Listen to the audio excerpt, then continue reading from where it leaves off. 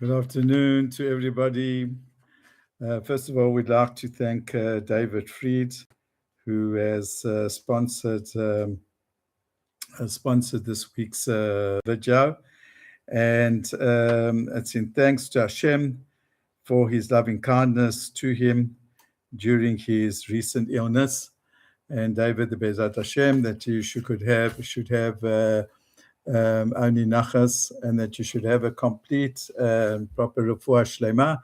As we always emphasize, not a refuah which is 90%, 95%. We always speak about a refuah shlema, in a complete recovery and complete health.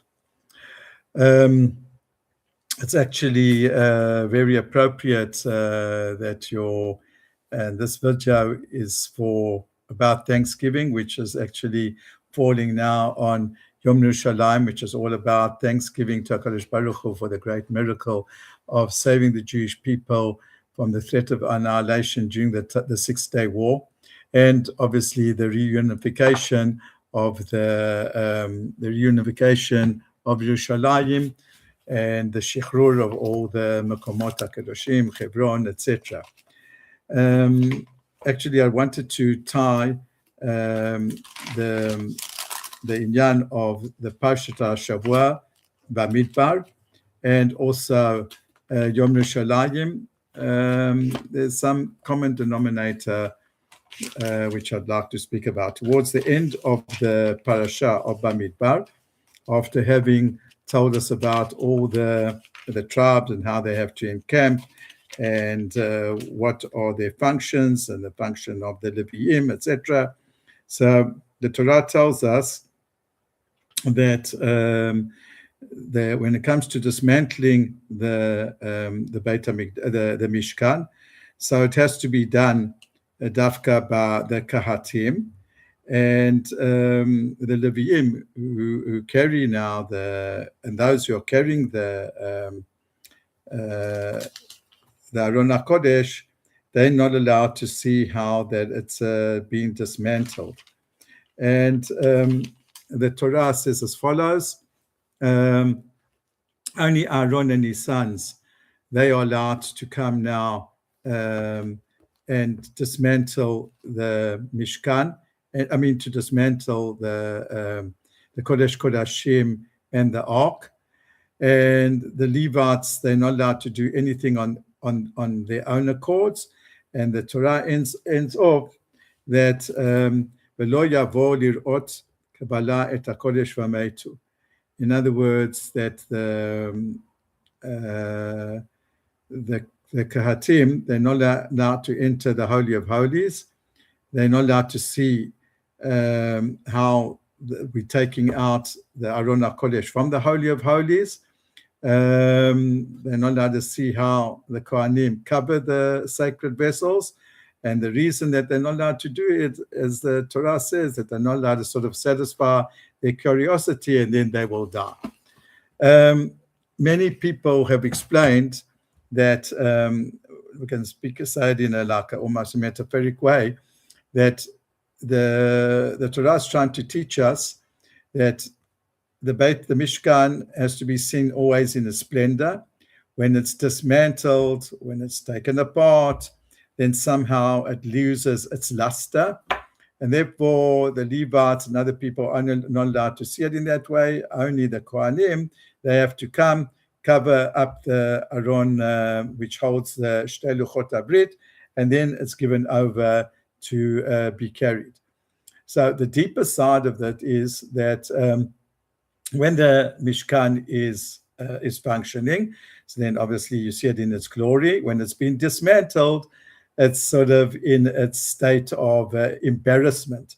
In other words, you're seeing it in its time of, let's say metaphorically, in the time that it's weakness.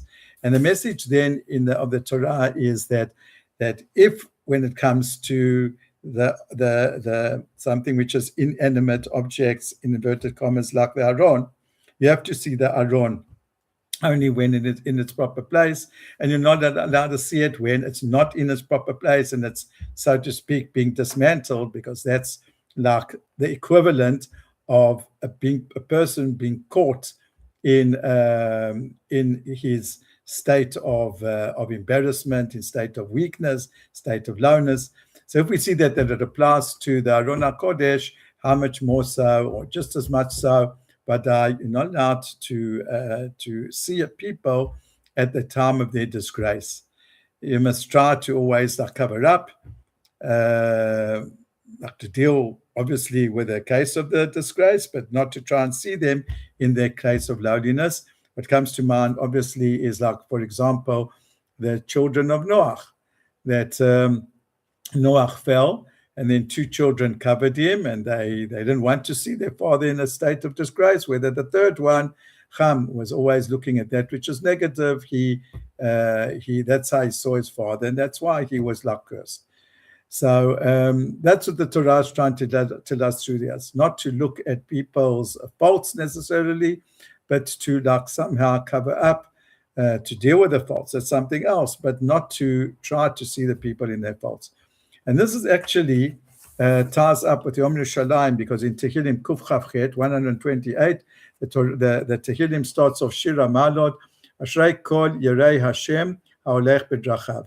Shira Malot, this is a song of ascents when they used to go up into the Beit HaMikdash and to sit on the 15 steps. And they say, Ashrei Kol Yerei Hashem, fortunate and happy is all those people who have got the awe and fear of Hashem, Haolech B'Drachav, that go in his ways. And then the David HaMelech ends off that the person who's a Yerei Hashem, he's blessing him. That person who's got awe of Hashem, Yevarechecha Hashem Etzion, may Hashem bless you, the person who's got Yirat Shamayim, may he bless you from Zion, U'ra'ei b'tov Yerushalayim kol yamei chayecha, and may you be merit to see the good of Yerushalayim all the days of your life.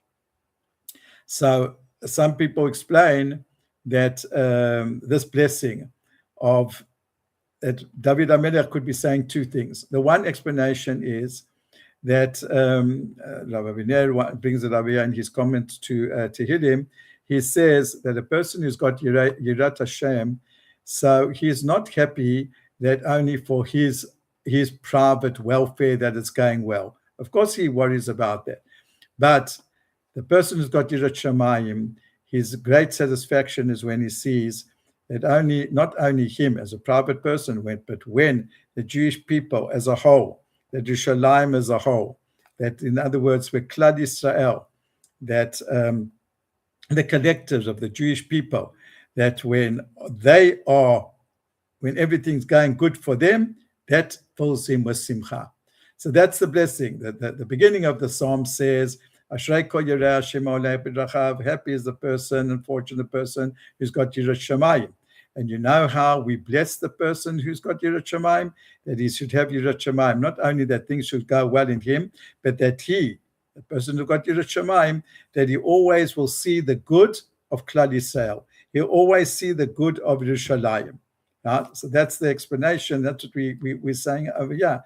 That the second explanation, which is all part of what I've said until now, is that Lirot B'Tuv Yerushalayim is to see the good in Yerushalayim, to see that which is holy in Yerushalayim, to see that which is special in Yerushalayim. In other words, the blessing is not only that we should see Yerushalayim in being bold, but we should see Yerushalayim in its outer beauty, but that we should be given the blessing that HaKadosh Baruch Hu should give the person who's got Yirat Shamayim, that he'll see Re'eh B'Tuv Yerushalayim. He'll see the spiritual good that Yerushalayim has to offer, that he'll see everything which is noble and good about Yerushalayim.